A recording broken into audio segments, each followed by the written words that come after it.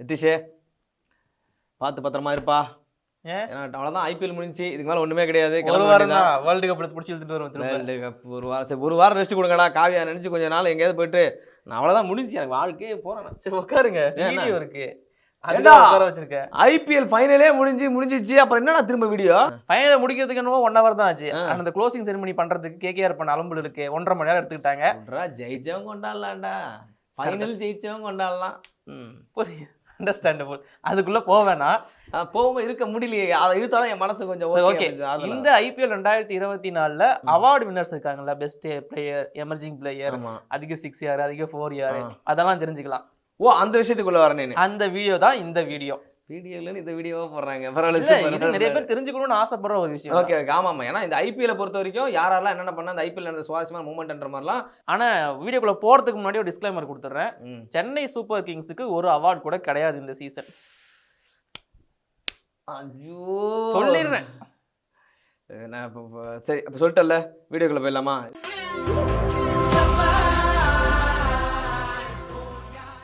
ஆலிநாள் sports நேயர்களே அனைவருக்கும் வணக்கம். நான் விஜய் சிட்டி, என் கூட நிதிஷ். 2024 ஐபிஎல் முடிஞ்சதுக்கு அப்புறமா வீடியோ பண்ணணும்னு இன்டென்ட்ல வந்திருக்க ஒரே பையன் யாருன்னு கேட்டா நிதிஷ் தான். இன்ட்ரெஸ்ட்ல வந்திருக்கேன். Interest okay. எனக்கு இது பிடிக்கும்.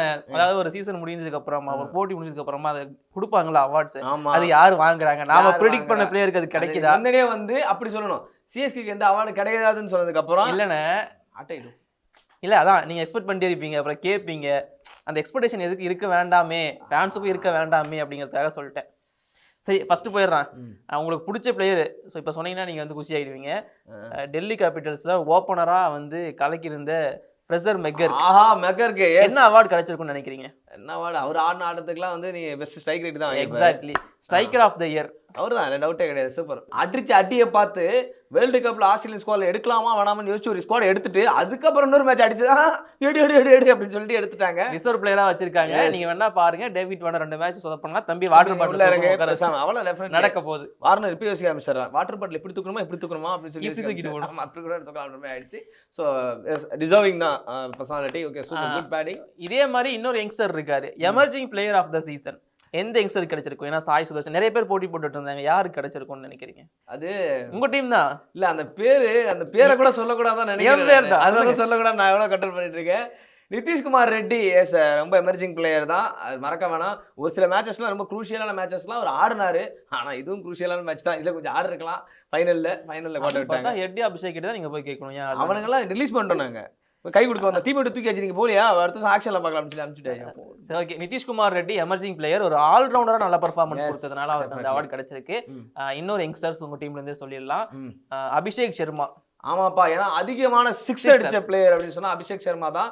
ஒரு பக்கம் விராட் கோலி அடிச்சாரு, அவர் தான் வந்துருவாரு பார்த்தா அபிஷேக் சர்மா செம்மையா அடிச்சிருந்தாரு. 42 6. அப்பா, யுவராஜ் சிங்கை ஒரு நிமிஷம் ஞாபகப்படுத்தின ஒரு பிளேயரா இந்த ஐபிஎல் சீசன்ல கண்டிப்பா அபிஷேக் சர்மா இருக்காரு. அண்ட் ஸ்டில் திரும்ப தான் ஃபைனல் அடிச்சிருக்கலாம்.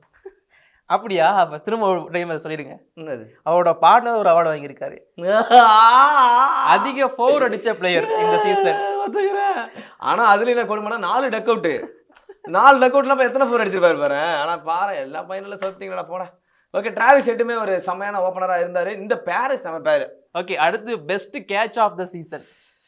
ஓகே, ஆனா பட் என்னோட ஃபேவரட்டா இருந்தது அந்த கேட்ச் தான். ஏன்னா அது ரொம்ப கஷ்டமான கேட்ச். வேர்ல்டு கப்ல எப்படி டிராவிஸ் ஹெட் ஒரு கேட்ச் எடுத்தாரோ அதே மாதிரி தான் ரமன்தீப் சிங் எடுத்தாரு அந்த கேட்சை.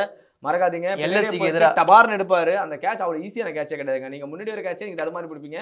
நீங்க வந்து ரன்னிங்ல இருக்கும்போது நீங்க பின்னாடி ஒரு கேட்ச் இப்படி எடுக்கிறதுல அவ்வளவு ஈஸி கிடையாது. ப்ராப்பரா எடுத்துருப்பாரு. நானும் இந்த அவார்டு எப்பயாச்சும் தீபக் சகர் வாங்கிடுவான்னு ஆசைப்படுறேன். அவனை முதல்ல இப்படி போட்டு இப்படி மேலே கேட்ச் எடுக்க சொல்லு, நான் அதுக்கப்புறம் வாங்குவாருன்னு பாக்குறேன். முதல்ல அவர் அடுத்த வருஷம் யார் வாங்குவான்னு தெரியல. ஆனா அடுத்துனே ஒரு பவுலிங் பத்தினது தான். ஸோ பெஸ்ட் பவுலிங் ஃபிகர் இந்த சீசன் உன் ஃபேவரட் தானே, சந்தீப் சர்மா தான் எடுத்திருப்பாரு. ஏன்னா அவர் தான் வந்து 5 விக்கெட் எடுத்தாரு. ஸ்டில் 18 ரன் தான் நினைக்கிறேன். 18 ரன் தான் கொடுத்திருந்தாரு. அதுக்கப்புறமா பும்ரா இருக்காரு 21 ரன். அதுக்கப்புறம் யாஷ் தாக்கூர் இருக்காரு இல்லையா, அவர் எத்தனை 30 ரன் கொடுத்துட்டாரா? ஓகே, ஸ்டில் அதனால தான் பிரச்சனை. பட் இருந்தாலும் இதுலயும் டாப் 5 லிஸ்ட்ல உங்க ஃபேவரட் பிளேயர், சாரி என்னோட ஃபேவரட் இருக்காரு. அதே சமயத்துல அவன் விடுறா டீமையும் விட்டு பேர்றா அவன் சொல்லுங்க. ஏன்னா சந்தீப் சர்மா வந்து நீங்க கேக்குறீங்க பெஸ்டா பவுலிங் போட்டிருந்தாருன்னா, ஸ்டில் பயங்கரமான ஒரு ஃபீவருக்கு அப்புறம் உள்ள வந்து அந்த மேட்ச்ல 5 விக்கெட் எடுத்து கொடுக்கும் போதெல்லாம் எப்படி ஒரு மேட்சா இருக்கும். ராஜஸ்தான் ராயல்ஸ் நிறைய பிளேயர்ஸ்க்கு வந்து ஃபீவர் இருந்துச்சா. சஞ்சு சாம்சன் கூட இப்ப ரெஸ்ட் கேட்டிருக்காரு. கொரோனா டைம் வந்து என்ன பண்ணிருப்பாங்க, ஐபிஎல் அவருக்கு ஃப்ளூ இருந்ததுனாலதான் அவர் வந்து ப்ளே பண்ண முடியாம போயிடுச்சான். பட் ஆனா வெல் டிசர்விங். சோ செமையான கம்பேக் கொடுத்தாரு. இப்போ சொல்ற பும்ரா அளவுக்கு ஒரு பயங்கரமான ரெக்கார்டு, பும்ரா தாண்டி ஒரு ரெக்கார்ட் வச்சிருக்காருன்னா ரீசெண்டா சுனில் கவாஸ்கர் ஒரு ஸ்டேட்மெண்ட் கொடுத்திருக்காரு. 140 போட்டாலே நீங்க பெரிய பிளேயர், அவரை மதிச்சு பேச ஆரம்பிச்சிடுறீங்க. இந்த மாதிரி புத்திசாலித்தனமா போடுற ஒரு பவுலர் எனக்கு காட்டுங்க, இந்த மாதிரியான பிளேயர்ஸை தான் நீங்க வந்து பிரைஸ் பண்ணி நீங்க இந்தியாவோட ப்ராஸ்பெக்டா உருவாக்கணும் அப்படிங்கிற மாதிரி சொல்லியிருக்காரு. கேட்க மாட்டாங்க. மயங்க் யாதவ் 140-50 போட்டாதான் அவர் தான் எடுப்பார். அவ்வளவுதான். அதுக்கப்புறம் மயங்க் யாதவ் எடுத்துட்டு இருக்காங்க. என்னடா ஆச்சு, கை வலி கால் வலின்னு சொல்லிட்டு உட்காந்துருக்கான். சரி, ஓகே, அடுத்த அவார்டு கூட போயிடுவோமா? Fair play award Chennai Super Kings வாங்கல. காரணம் என்னன்னா உங்களுக்கு தெரியும், கைக்வாட் வந்து டாஸ் தோத்தாரு சொல்லி கொடுக்காம விட்டாங்க.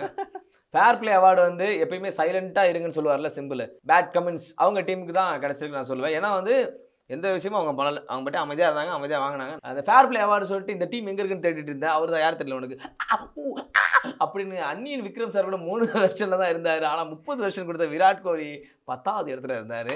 கண்டிப்பாக அங்கே தான் இருக்கணும். 10 இடம் தான் இருக்குன்றதே 10,000 கொடுத்தா. இதே 100, 1000, 2000 அப்படி போயிருந்தா 2வது இடத்துல இருப்பார் அவர். அந்த மாதிரி இருப்பார் அவர். சரி, ஓகே. விராட் கோலி டீம் கிடைக்கல, அதுவும் கிடைக்கல. Fair play award Sunriser Hyderabad கிடைச்சது. அண்ட் அவர் உள்ள ஏறும்போது கேமராமேன் ஒரு பஞ்சு வச்சாரு பாருங்க, அது அப்படியே கப்புலேருந்து அவர் மூஞ்சி கேட்குறாங்க, ஏன்டா சோதிக்கிறீங்க அப்படின்ற மாதிரி இருந்துச்சு. போதும், நான் ஒரு வருஷத்துக்கு எத்தனை கப்பு வாங்குவேன், ஃபுல்லாக வந்துக்கிட்டே இருந்தாலும் பண்ணுறது. ஓகே. ஸோ பட் டீமுக்கு ஃபேர் பிளே அவார்டு டிசர்விங் தான். அடுத்தது வந்து பார்த்தீங்கன்னா பர்பிள் கேப். ஆமாம், அந்த நீல வண்ண கேப்பை வந்து யார் வாங்க போறான்னு சொல்லிட்டு எல்லாரும் அடிச்சுப்பாங்க. கத்திரிப்பு கலர். கத்திரிப்பு ஒன்று விட்றா, இப்போ நான் கலராடா முக்கியம்.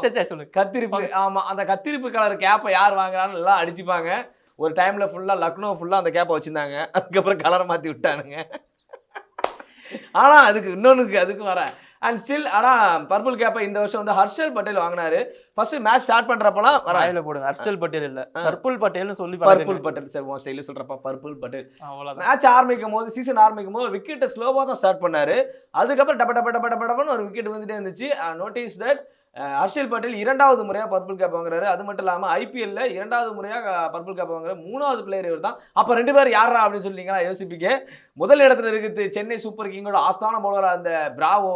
2வது இடத்துல இன்னைக்கு ஃபைனல்ல சொதப்பின புவனேஸ்வர் குமார் தான். 2016-17 சொல்லுங்க, புவனேஸ்வர் குமார் தான் சொதப்பினார். யார் ஒரு ஓவரில் 22 கொடுத்தா, 20 கொடுத்தா. அதுக்கு முன்னாடி என்ன அடிச்சு வச்சிருந்தீங்க? அது ஓகே, நாங்கள் அடிச்சதே எவ்வளோ. அந்த எல்லா டைம் பேட்ஸ்மேனாலே காப்பாற்ற முடியாதா, பவுலர்ஸ் காப்பாற்றணும்டா. சொல்லுங்க. அடுத்ததா ஆரஞ்சு கேப். ஸோ ஆப்வியஸ்லி டவுட்டே வேணாம். 700க்கு மேலே அடிச்சு இந்த வருஷம் நான் வீடியோ போடும்போது சொல்லியிருந்தேன், முதல் வீடியோ போடும்போது விராட் கோலி கண்டிப்பா ஆரஞ்சு கேப் வாங்குவாரா அப்படின்னு சொல்லியிருந்தேன். நானும் சொல்லியிருந்தேன், ஆர்சிபி இந்த வருஷம் கப்பு கிடையாது. அது பிறந்த குழந்தை கூட அப்படி பிறக்காம கப் நகி அப்படின்னு தான் பிறகுது. அது ப்ரிடிக்ஷன் எல்லாமே அப்படிதான் இருக்குது. 333 சீசன் பார்க்கணும்ல நம்ம கெயில் செச்சு. ஓகே, முதல் இந்தியனா விராட் கோலி 2வது முறையா ஆரஞ்சு கேப் வாங்குறாரு. மறந்துடாதீங்க, 963 யாராலுமே இப்போ வரைக்கும் அடிக்க முடியாத ஸ்கோர். அண்ட் அதுக்கப்புறம் இந்த சீசன்ல 760 கிட்ட அடிச்சிருந்தாரு. ஸோ இந்த சீசனும் அவர் அந்த ஆரஞ்சு கேப்பை ஹோல்ட் பண்றாரு. அவ்வளவுதான், வருஷம் அவருக்கு மிஞ்சி திரும்பவும் இந்த ஆரஞ்சு கேப் தான் நினைக்கிறேன். அடுத்தது முக்கியமான ஒரு அவார்டு, மோஸ்ட் வேல்யூபிள் பிளேயர். யாரு? சுனில் நரைன். அப்புறம் ஏன் இருக்காது? Most strike rate, most catch, most wicket, இப்படி எல்லா இடத்துலயும் போயிட்டு 10 விக்கெட் எரிஞ்சா. விக்கெட்ல 16 விக்கெட்டா, ரன்ல 450 ரன். ஓவர் சில ஓவர்லாம் நீங்க கொடுத்தா அதையும் வரிச்சக்கத்தோட மேல போயிருப்பாரு அவரு. அவ்வளவுதான். அந்த மாதிரி ஒரு பயங்கரமான ஒரு பிளேயரா இந்த சீசன் இருந்திருக்காரு. அண்ட் ஸ்டில் இந்த சீசன்ல நீங்க ஒரு பிளேயர் நீங்க பிக் பண்ணணும்னா டெஃபினட்டா நான் சூஸ் பண்றது சுனில் நரைன் தான் இருப்பேன். அது வந்து அடுத்த வீடியோ கண்டென்ட் நீங்க ரிவீல் பண்ணீங்க, வீடியோ கண்டென்ட் இல்ல. அப்ப நீங்க அடுத்த வீடியோ அதான் வரும், போய் படிப்பீங்க. Okay fine. அதுக்கப்புறம் இந்த 2024 ஐபிஎல்லே வந்து பாத்தீங்கன்னா எக்கச்சக்கமான விஷயங்கள் நமக்கு கொடுத்துச்சு. அதிகபட்சமான 200 கொடுத்துச்சு, அதிகபட்சமான 250 கொடுத்துச்சு. இது உண்மையாவே ஐபிஎல் தானா இல்ல நீங்க என்ன 50 ஓவர் வச்சு ஆடிட்டு இருக்கீங்கன்ற மாதிரி இருந்துச்சு. ஹையஸ்ட் ஸ்கோர், ஹையஸ்ட் சேஸ் எல்லாமே நடந்துருச்சு. எல்லாமே நடந்துச்சு. ஆக பட்சத்துல இவ்வளவு அடி அடிச்சிருக்காங்களே, மொத்தமா எத்தனை 6 அடிச்சிருப்பாங்க நீங்க கேட்கலாம். 1260 6. இது வரைக்கும் எந்த சீசன்லயும் அடிக்காத அளவுக்கு இந்த சீசன்ல பிரிச்சு மேஞ்சி தூக்கி போட்டாங்கன்னு தான் சொல்லுவேன். அவ்வளவுதான், அதோட முடிச்சுப்போம். அவ்வளவுதான், முடிஞ்சு. இதுக்கு மேல பேச இதான் ஹைலைட்டடான மொமெண்ட். அவ்வளவுதான், தேங்க்யூ சொல்லிடுங்க. அவ்வளவுதான், எல்லாம் முடிச்சு. உங்க ஸ்டைல்ல தேங்க்யூ சொல்லிடுங்க. என் ஸ்டைல் வேற இருக்கா?